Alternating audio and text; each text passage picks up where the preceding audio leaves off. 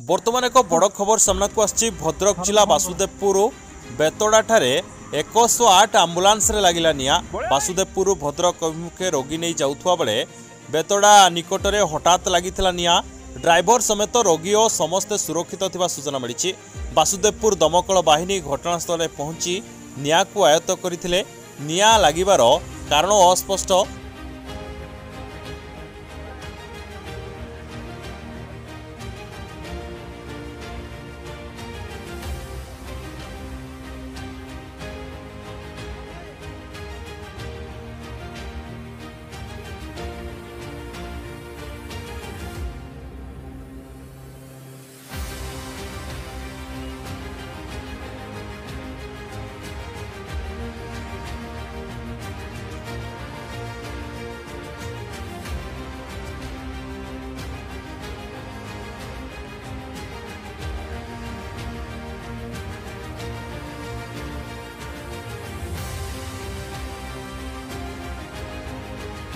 भद्रक जिला प्रतिनिधि मिथुन दास रिपोर्ट, पवित्र न्यूज।